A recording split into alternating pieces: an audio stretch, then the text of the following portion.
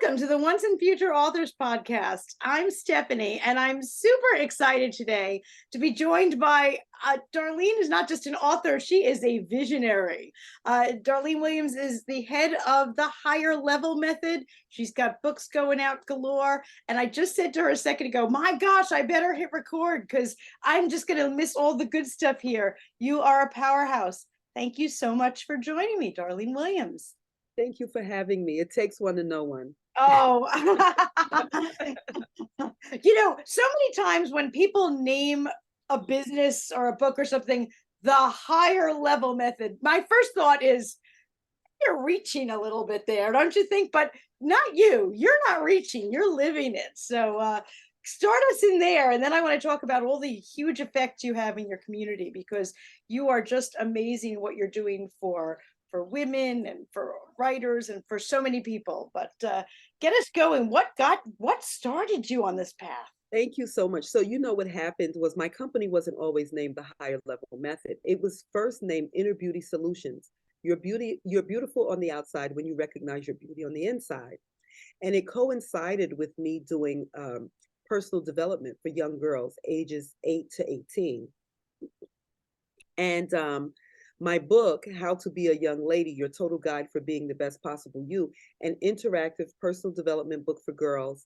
It contains all of these wonderful things and some folks who have contributed to the book being as great as it is. We're about to do the third edition soon. But what happened is one of my friends, we had lost contact. She heard about me doing a book signing at an event.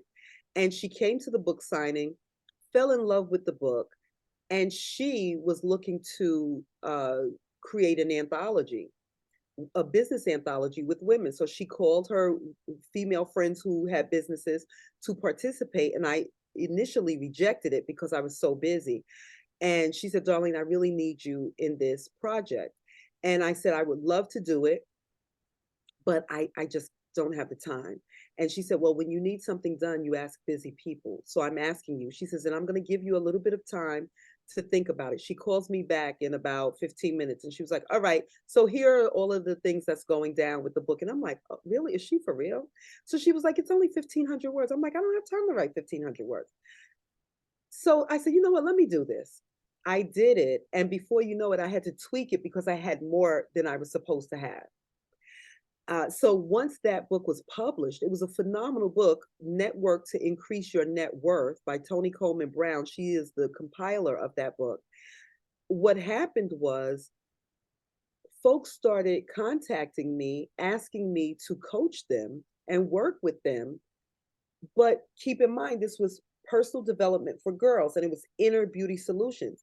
And some of my clients now, or prospective clients at that point, were older women and men. Yes. So inner beauty solutions was not really befitting. So I tweaked it and I started calling it D. Aiken and Associates.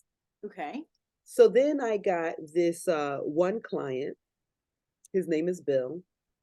Love him. Bill is a multimillionaire. And I only say this for a reason because he asked me to do some things for him and to coach him and to help him scale his business.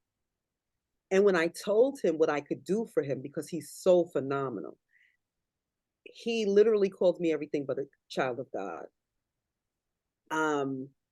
When I made it happen, he was floored and he said, you need to add worldwide onto your company. So I said, worldwide? I said, I'm not worldwide, Bill. I said, pump your brakes. So he says, what you're going to be, because I have clients that I want to refer. And sure enough, some of the clients were overseas. Wow. Some of them were here and, they were back and forth. So then I was like, well, I guess I'm adding worldwide. So then it became D. Aiken and Associates Worldwide. Mm-hmm.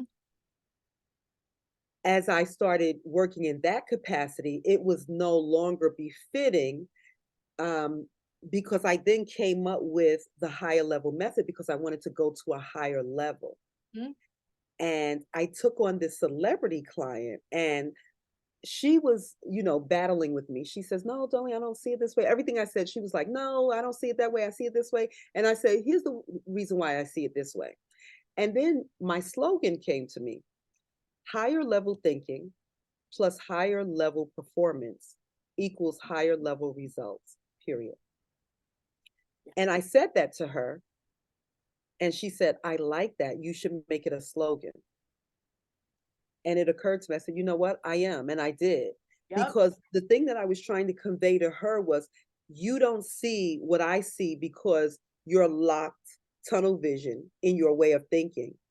When you elevate your way of thinking, then you can elevate your manner in which you perform. She says, but you don't know what you don't know. I said, that's why you have me, Love that. because Love I that. give you new information. Hmm. And I love that it's actionable. Sometimes Right. people think, I want to get to the next level in my life. I don't even know what that is or how to get there. And your slogan and your method make it something that they can take a step on today. Right. And that's so important for people. I love that you started this whole process working with young girls as a mother of a daughter and Yes. somebody who has taught young girls it's so important. It really is. My husband spoke on a panel just this past Saturday. He actually was on a panel for domestic violence, and they wanted to hear from a male perspective about why men do the way they do and how they act and what activates them and motivates them and all of these things.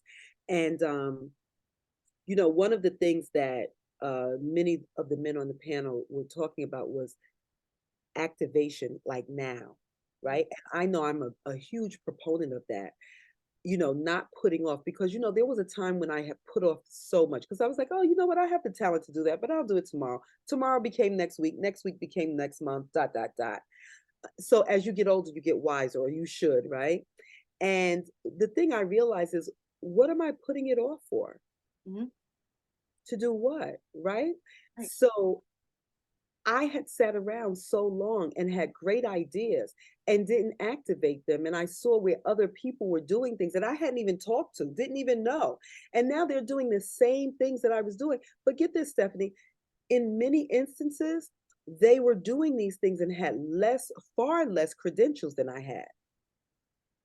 But they were doing I them. became annoyed. So I Yeah. said, what is the difference? And the difference is activation, Yeah. right? So I push my clients to act now, not tomorrow, not next week, not even the next hour. Do it now. Right, right. No, you're absolutely right. I mean, too often we think, when I have time, if I had money, down the line. No, no, now, Right. today, this Now, instant. yeah, because you attract what you're doing, right? And you made a key point. If I had money, there was so many times when I was first starting off that I didn't have the money that I needed to do things. But guess what happened? Money came, or resources That's that I didn't have to pay for came in place of it. right, So right. now the money that I started off needing, I needed less of it because I got a plethora of resources to take the place of what I would have normally had to spend money for. Well, like you said, once you start taking steps forward, then you attract. You Yes. can't attract until you take those steps forward. Last summer I was fortunate enough to go down to the Amazon River on a trip to see the wildlife, and we Mhm. went piranha fishing. And at first I was a little like, do I really want to be doing this? But it just so came to me now when you said this. Very simple, rudimentary. I was with an indigenous guide. He had a stick with a string, and they would just one little hook and put a little piece of meat or something on it. Well, all you did was fling it into the water. Your little stick, you just fling it in. Nothing fancy. The Right. second that meat hit the water, you could see whoosh. Yes. Oh, terrifying. They're only about this big, but whoosh. And they were attracted instantly. The second you put it in, almost a second later, you had to yank it out with a fish on it because they were attracted. But if I just stayed there on the shore and didn't fling it in, Right. I don't even see the fish, Right. and they're not attracted to anything. So you're saying all you need to do, just take that one step. All I did was just fling it out there, and attraction. but you have to start. You have to. You have to start. Because how will people know that you exist? And the thing that I say is that it's very selfish to not start. Mm. Because you know what? We all are born with talents, gifts, and abilities. So when you hold that to yourself, you're being selfish because we were not put here to live in isolation, Nope. right? I mean, when you think about the things we wear, the things we use, books we read, the homes we live in, cars, Right. jewelry, whatever it is, someone made that. Mm-hmm. And had they said no, I don't want to do it, where would we be? Right. Where would we be if the creators of Zoom or the internet said, you know what, just gonna sit here and do nothing? I have a good idea, but You're absolutely right. It is very selfish. I'm glad you said that, because too often people think that the opposite, that, oh, why would I, try to do this business, or that's being selfish. No, no, no. You're actually being selfish by withholding your gifts. right, because we need your gifts. You were put here for a gift to share your gifts. That's right. Whether And your and the gifts gifts are are not for you, they're for other people. And the exactly. analogy I use is like you can have the best brain surgeon, right? But he or she can't on themselves. Brand, nope, They no, need the next best one. exactly. But if It's nobody the became same a thing. brain surgeon, Yeah, where would be need? Oh, I love that. I love that thought, that we really need to get a move on, because the absolutely. world is waiting for us. And there are Yes, people out there who are waiting for what you have to give. absolutely. You're denying us your talents, gifts, and abilities. That's awesome. No, that is absolutely awesome. And somebody needs to hear that right now. Somebody Absolutely. who's sitting there not doing anything needs to hear that. Absolutely. You were not put here to sit in isolation and that's what rocks and not rocks don't even do that because rocks grow. And sometimes they even roll downhill and then they get going. And that's what we Yeah. need to do. Yeah. So We it's need time. So whoever is out there and they're hearing this, let's get a move on it. We need what it is you have, what you've been blessed with. Absolutely. So you started with young girls, which is such an important facet. And I know that you've grown, you've gone global, you have older people, men, etc. But you're still working with some girls. Oh, absolutely. Absolutely. It's a passion of mine. And I'm the mother of a son. So my goal, not only because I grew up a certain way. My parents were phenomenal. Were they perfect? No, but they were perfect for me, right? Um, but having a son, I wanted him to know what to look for in a mate. And it obviously worked because I have the best daughter in love in the world. Absolutely, hands down, unequivocally, without a shadow of a doubt. Oh, and I heard you say daughter in love. Yes, she's my daughter in love That because I absolutely love her. And I couldn't have picked a better, he couldn't have picked a better person had I picked her myself, right? I probably would have done a bad job at it because he did such a great job. And I owe it to, doing some of the work that I've done at an early age because he used to come with me to help me. He was my helper. So he would help disseminate the papers, help me clean up, and he was there. So he would hear these messages of etiquette and how to behave and how to conduct yourself as a young lady. Right. And there were things that I would have him do when we would walk down the street. Let's say if we went to the city, we would walk down the street. I would have him walk on the outside. I said, men always walk on the outside. You never let a lady walk. And he would tell me, Mommy, get on the inside, or he would just come around. Right. And, some of the things that I see that he's doing, and I'm just like, yeah, you taught him well, but you taught him by example too. I mean, goodness gracious, you were telling me once about, you have multiple degrees yourself. You were going to school when your son was going to school. Your husband is still going to be going to more and more school. Education is obviously incredibly important. education is incredibly important. But let me say this, I was a single mother raising my son. I didn't get married until later. So you had to do this on your own. Yeah, I mean, my tribe was phenomenal. Like my parents and my brother, phenomenal. My church family, phenomenal. And I just made sure to put my son in certain situations. Like he didn't. foundationally, he didn't go to traditional school. I had him in like a grassroots vegetarian school, right? It was very cultural centered, and they were a different religion. You know, we're non-denominational, and they were a different religion than we were. So the religious aspect wasn't what we were going for. We were going more for the grassroots, because one of the things that I needed to have happen was him being a young Black boy growing up in America. I had to put him around in atmospheres where he saw positive Black men holding different positions, so that he knew he could aspire to a thing. He could be a teacher, he could be a principal, he could start a school, he could do whatever it is he wanted to do, unless he decided he didn't want to do it. Right. But not because he didn't see images of it. So I was very strategic about, you know, where he went to school foundationally. It paid off in many ways, but one way in particular that made me proud was when he was in college. My son plays basketball, and he was really good. Like, people just scouted him and wanted him. He actually went on a full scholarship, and they wanted him to go. He had a choice to go academically or athletically.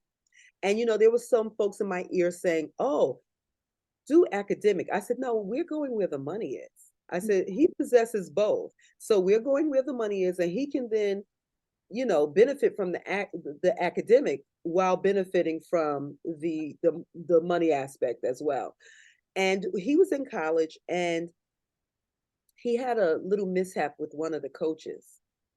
And the coach, he was at a junior college, and the coach said to him, he said, "Malik, I want you to take off your shades. You're inside." So he says, "Well, I'm inside. I'm getting ready to take off my shades, but give me a moment." And the coach, he didn't move quick enough for the coach, and the coach got mad, and he began to say all of this ugly stuff to him. And he said, "Well, if you don't do this, then I'm not going to give you the award tonight." So Malik said, "That's fine." And when the coach realized he couldn't strip him by saying that, he gave the MVP award to another player. So he was a little annoyed by that, but he said to me, he said, "You know what, Mom?" He said, "I'm a winner without that." He says, "And you know, the other thing is, the person who got the MVP knows that the MVP belongs to me, because after all, he had gotten the write-up in the newspaper and everything." Wow. Okay. So it was all over. And at this point, he had other colleges scouting him. So when Right. it came time for him to transfer to another college, he could have either decided to get a degree from the junior college and go, or he could just go because he came in as a qualifier. Mm. So he told me, he says, "Mom, I don't want to get a degree from this school. I just want to transfer over." He said, "You were the one who told me that education gives me choices." He said, "So I don't want to get a degree from here. I want to exercise my ability to choose to go to the next college and be appreciated there and get a degree from that school." And that's what he did. So, you know, I was like this. Oh yeah. Oh yeah. And you taught him so much about inner strength and making choices, thinking things through. I mean, that was all so Yeah, important for him to rely yeah. on, inside. Right, because that's all you have, Stephanie. You know, people can flip-flop on you at any point. Exactly. And Exactly. sometimes it's not a malicious thing. They just don't have what it takes to help you get to the next level. You know, and I always tell them, no one's coming to save you. Mm, The only person that can save you is God. So stay tapped into him, right. because when you're tapped into God, he gives you that inner strength, because you're going to have to move alone a lot of times. No, that's important. It's important for people to know, not in a cynical way, but really yourself Yeah, and God. That's, right. it's nice to have other people. I'm so glad you had a tribe of people, Yes. a community, but really you have to know when push comes to shove, who's left. Yeah. I mean, even with my tribe, there were times when I had to, I had to say, "Listen," they were like, "We don't really agree with you." I said, "That's okay, I got this." Yeah. And I was shaking in my boots sometimes. You know what I'm saying? But my inner core said, "Darlene, no one in your family has ever done it this way? Because I was the first to go to college. I was the first single parent, so I was a lot of firsts. Mm, And there were times when, Stephanie, I tell you, I didn't have a blues clue. really? But there was this inner voice that said, Darlene, do it this way and you won't be sorry. Mm. And that's what I did. And you knew, and that's important. You Yeah. have to know. You have to know you. Right. Absolutely. So tell me a little bit about writing because you are out there working with people one on one in groups. I guess as an author show, we should talk about writing a bit. Yes. I could talk to you about all that other stuff till the cows come home. And we have, right? Well, absolutely. What was your turning point? You're working with people, you're working on yourself, and I could see in you that who I'm talking to today, tomorrow, you're still going. Like Yes. you're not going to be the same tomorrow as you are today. Yes. But when did you realize, to put it all down, to get it in book form, when, because you've done that a number of times, whether you were a contributor or whether you were the ringleader. Right. Well, I have to tell you, teachers are so important in children's lives. Mm, And I don't know if people really understand how integral they are. So I remember being in high school and we had to write a series of stories and compositions. That's what they call them back then, compositions. yeah. And essays didn't come until you got into college, really. So we had to write some compositions. And my teacher, Mr. Schiavo, he said to me, he says, Darlene, I love the way you write. He said, you could write yourself out of a paper bag. And I felt so proud because I didn't know. I didn't know if I was a good writer or a bad writer. I just never gave it thought. Mm. And he said that to me, and it just sparked something in me. And I said, at that point, I said I wanted to become an author, but I never knew anyone who was an author. So I put it off. I never pursued it, but I continued to write, and I just never did anything with it. And then finally, when I got to be, a woman of a certain age, I just started saying, Darlene, there are things you're putting off that you really need to be doing. How do you get started? And then I realized that I had all of this stuff that I had written over a period of time. And I said, you know what? Go for it and see what happens. So when my first set of books came in, I went through iUniverse. Mm. That goes to show you how long ago that was. That was the only way you could go as an independent author. Right, right. And the books came in the mail. I was so proud of them. And I looked inside the book and I was just like, wow. But then upon further inspection, I said, wait a minute, this is a typo. This doesn't make sense. I said, this is not a good representation. I got to do this over. But I didn't know Right, right. how to do it over. It's a huge, Yeah. everything in life is a huge learning experience. But I love that you had gotten to a certain age, whatever that age was, and realized, you know what? This is pressing on my heart. I need Yeah. to get this out in a way that is tangible and accessible. That, there's only so many hours in the day for you to talk to people. But when you put that experience and wisdom on the pages, then you're accessible 24/7. Exactly. Exactly. Yeah. So I just decided, you know what, go for it. I went for it. And even with the way I wasn't pleased the way it represented who I was, I had to keep it out there for a moment Mm, until, again, put yourself out there, attraction, right? right, right. It attracted this young woman who at this point had probably written like 5 or 6 books. She's up to 18 books now. Wow. But she was self-publishing. And I said to her, I said, I got to do some things over with my book. And I saw some of your books and I like them. Can you tell me how to go about it? She goes, oh, well, I'm a self-publisher. I can help you do whatever. We did the graphic arts. We did all of this stuff. And I got one of my good friends, Kim Hampton, WNBA legend. I said, would you be willing to write the foreword? And she said, yes. I sent this woman, pictures and all kinds of things. And she put it together. I And loved it. The second edition, when I tell you it, we went from here to here, wow. and it was just amazing. Yeah, So, but again, it would have never been amazing had I not executed. that's right. That's right. There's a statistic I often mention that the Book Expo said that 90% of the people in the world want to write a book. 90%. If you walk down the street, and I actually believe that statistic, because every time I'm in a room someplace new and people say, "Oh my gosh, you're a publisher, I want to write a book. I did write a book. I have a book in my drawer. I have a book in my," everybody tells me all of this stuff. Every day I get emails and notices. But you are so right, because if 90% want to write a book, you know what percentage actually do write a book? 40? Like less than one. Really? Yeah. How sad is Less that? than one, because they're not doing what you're saying. Execute. 90% want to do this and they're not I didn't doing think it it. would be that low. Wow.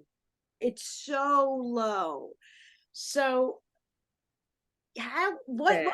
what can you tell people? That we're obviously, if we're doing this and it's 90%. So most people listening are in that bucket. They Well, want to do it.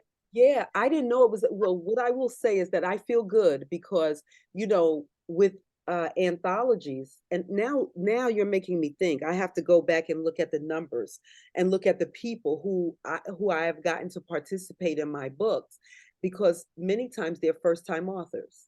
Yeah. So, you know, I feel good that I'm helping to do something I'm about helping increasing those numbers, right? maker. You're literally, that is some everybody's bucket list item. Most people, that's what they want to accomplish, and you're helping them to do it. And I didn't realize it was so low. Huge. You, I mean, even those people that are with you that are first time authors in your, anthology, or those people before they came to you were in that 90%. Yes, absolutely. Absolutely. And I have to tell you, you know, writing a book is not easy. No. And it takes, if the smallest book takes the Yes. amount of years or longer to Yep. write a huge book, right? And, I took for granted so many times, about writing a book, because there are some women who they really have a tough time just writing a chapter. And Yep. my chapters are from, I tell them, 1,500 to 2,500 words. And when I tell you, I'm sure I don't have to tell you. I don't have to tell you how the pushback that you get. And sometimes people say, you know what, I can't do this. I want to withdraw. Right. When somebody called you for it, you did it. You have those gifts, and I'm so Yeah. glad you're sharing them. Yeah. We have to, Stephanie. That's why we were put here. That's right. But that's exactly why we were put here. And if we don't share, we're selfish. Yeah. And you're lonely. Yes. Yes. I'm so glad you said that. It's not just altruistic to be sharing your gifts, it actually improves your life. Yeah, It it really was going does. to attract people. Yeah. You said earlier, the book that you first were a contributor on, was Network to Increase Your Net Worth. Yes. But it also, we network, and it's not just net worth, that number on paper. Financially, right. It's our inner net worth. Absolutely. Absolutely. Because I can't begin to tell you how I'm still in contact with some of the women that I met through that anthology. That's amazing. That's And, amazing. I love picking people's brain. In fact, I was at my niece's, she had a thing that she called the book Nick. Mm-hmm. And it got rained out, so we wound up being inside. But it was so awesome. And, they asked us, what what is the mood that reading puts you into? And I said, I don't know that I can describe, and we had to use one word. I said, I don't know that I can describe it as a mood. I said, but what I think of when I read is lobotomy. And they were like, what? So I said, yeah, because I get to go inside someone's brain and pick it apart when they write. I get to know who you are, how you think, how you feel, how you move, what rocks your world, whatever it is, that's coming from you. So I've gone inside of your brain to get this whenever I open up a book. And I love that. Yes. And like I said earlier, that it's accessible all the time because you can't Right, always be with those people. You right. have given us so many things, and I just want to kind of recap. I mean, first, execute, Yeah, do something. You could think about these things till the cows come home. And right. honestly, if we wait until everything's perfect, until you have the time, the money, the Yeah, plan, you're going to be waiting your whole life. right, right. You know? What I always say is, um, there's never a pinnacle, but there is always the next level. There is always a higher level, right? Perfection is something that you'll never get anything done, because perfection, if you're waiting for perfection, then you're paralyzed. Yeah. No, that's a great thought. We just want to get up one level, even if it's just one step on a staircase right now. Just Right, one. Yeah, we're not asking you to climb the whole building. right, You right. know, Absolutely it's not. Right. do. And don't rest on your laurels, because what is ceiling behavior here on the next floor is floor behavior, Mm, because the ceiling on this floor is the floor on the next level. So it's no longer appropriate. So to say, oh, I've done this, I've done that. So what? Because now that you've done this, you've reached the ceiling, it has brought you to the next level, which is now the floor. So mm. now you have more climbing to do, or more growing to do, to get to the ceiling of the next level. No, super true. Do something, folks. If you're Do listening to this, something, do and something do it now. today, this moment, as soon as you turn this off. Just do, Absolutely. do something. Absolutely. I've also learned from you today so much about collaboration, community, network. We're here. Humans are social creatures. We're actually part of a whole network, and and plug into that. Yeah, it's so important, because you know what? There was some years ago when I had volunteered to help female inmates read Mm, at a female correctional facility in the city over by Chelsea Piers. And I went there. I was young when I did this. My son was, I wasn't even thinking about having children. And I went there, thinking, I'm going to help these ladies read. I'm going to, really, do whatever and help them, and they could get their GED. They could do this. Well, when I went in there, the ones who needed to learn how to read didn't want to. The ones who already knew how to read, they were the ones who gravitated toward the program. And they taught me so much. It blew my mind. So I went in there with the mindset of teaching them, and they taught me so much. I was just like, I felt like I was cheating, yeah.